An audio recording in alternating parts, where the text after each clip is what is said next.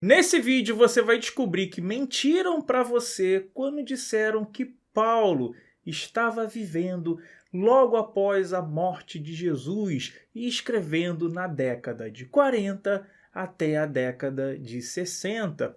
Vou fazer isso com provas irrefutáveis utilizando um dos pais da igreja do final do primeiro século, chamado de Clemente de Roma.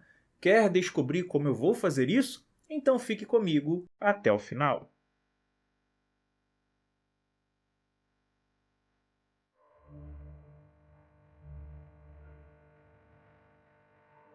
Para você que não me conhece, meu nome é Antônio Miranda, eu sou um especialista em teologia reversa e, sem mais delongas, eu quero lhe convidar para acompanhar comigo um texto da Epístola aos Coríntios de Clemente de Roma, conhecida como Primeira Clemente. O que na tradução desse texto de Primeira Clemente, capítulo 5, versículo 1, nós teríamos o seguinte: mas a fim de que deixemos de lado os antigos exemplos, consideremos atletas mais próximos de nós temporalmente.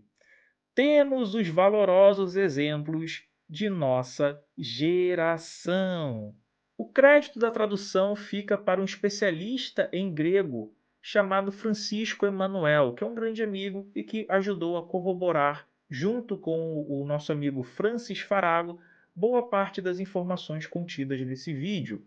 Então, muito obrigado ao Francisco Emanuel pela tradução. E como você viu na tradução do grego, nós podemos observar que Clemente está colocando Pedro e Paulo dentro de sua temporalidade. Observe comigo o restante do texto. Por ciúmes e inveja foram perseguidos e lutaram até a morte as nossas colunas mais elevadas e retas.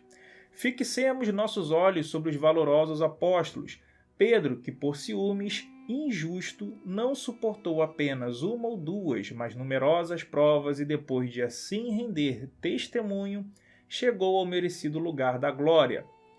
Por ciúmes e discórdia, Paulo ostentou o preço da paciência, 7 vezes acorrentado, exilado, apedrejado, missionário no Oriente e no Ocidente, recebeu a ilustre glória por sua fé, ensinou a justiça no mundo todo e chegou até os confins do Ocidente, dando testemunho diante das autoridades. Assim, deixou o mundo e foi buscar o lugar santo, ele que se tornou o mais ilustre exemplo da paciência. Então, no contexto imediato de Clemente, Paulo e Pedro estão ali situados em seu tempo. Se você ainda não acredita que as primeiras comunidades colocavam Clemente, Pedro e Paulo na mesma temporalidade, acompanhe comigo uma prova deixada no livro 7, capítulo 8, de reconhecimento. Então disse Pedro: não há então ninguém de sua família sobrevivendo? Eu respondi: de fato, existem muitos homens poderosos vindos da linhagem de César, pois o próprio César deu uma esposa a meu pai como sendo seu parente e educado junto com ele e deu uma família convenientemente nobre. Essa mesma história se repete em Homilia 12, capítulo 8, em Histórias de Família. É a mesma história que se repete lá. O que é interessante nesse episódio, além de notar a presença de Pedro, é que Clemente ele está dizendo que pertence à família de César. E sim, haviam cristãos no Palácio Imperial de César, e eu posso provar isso para vocês utilizando o pai da igreja Irineu de Lyon. Acompanhem comigo. Qual dos fiéis que estão no Palácio Imperial não tira dos objetos de César os que lhe são necessários para o próprio uso e não distribui conforme as suas possibilidades aos que precisam? Essa informação você pode acompanhar em Irineu de Lyon contra as heresias, denúncia e refutação da falsa gnose. Segunda edição pela editora Paulus, livro 4, capítulo 30.1. Dentre as epístolas atribuídas a Paulo, Filipenses é certamente considerada por muitos aquela que recebe menos edições.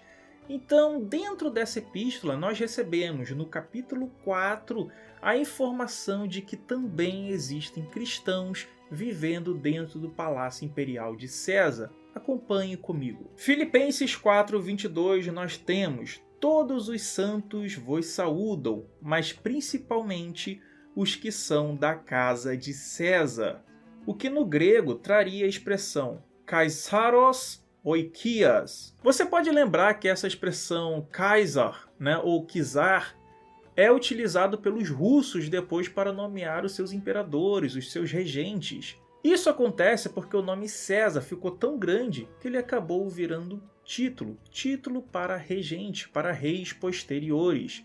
E qual César seria esse a qual Paulo está se referindo? Ainda no capítulo 4, só que dessa vez no versículo 3 da Epístola de Filipenses, você vai encontrar o seguinte: E peço-te também a ti, meu verdadeiro companheiro, que ajude essas mulheres que trabalharam comigo no Evangelho, e com Clemente e com os outros cooperadores cujos nomes estão no livro da vida.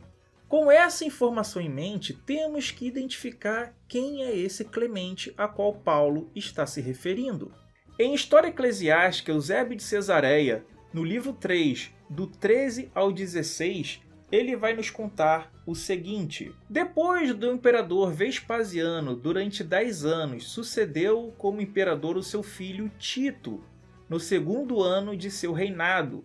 Lino, bispo da igreja de Roma, depois de exercer o cargo durante 12 anos, transmite-o a Anacleto. Tito, que imperou 2 anos e uns poucos meses, foi sucedido por seu irmão Domiciano. No 12º ano do mesmo reinado, ou seja, no ano de 93 da Era Comum, Clemente sucede Anacleto, que havia sido bispo da igreja de Roma durante 12 anos. Agora preste atenção nessa informação que Eusébio vai trazer para a gente.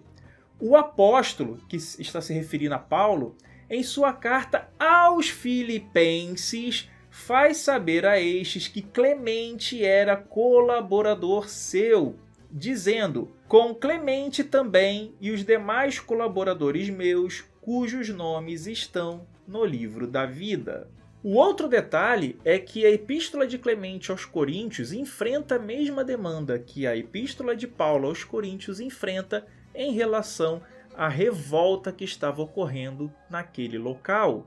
E Eusébio reforça que Egésipo confirmou esse fato. Acompanhe comigo. E Egésipo é testemunha suficiente de que no tempo indicado houve a sedição de Corinto. Dessa maneira, com uma correta crítica textual, nós podemos evidenciar pelas mais diversas fontes, com evidências internas e evidências externas, de que Paulo estava após 70 convivendo num período conjunto a Clemente de Roma. Afinal de contas, como Paulo poderia fazer uma profecia historicizada como ele faz em 1 Tessalonicenses capítulo 2, versículo 16, sobre a destruição do templo, ou como ele também o faz em Romanos capítulo 11. Dessa forma, dizer que Paulo viveu e escreveu somente na década de 40 até a década de 60 não passa de um engodo para lhe vender gato por lebre.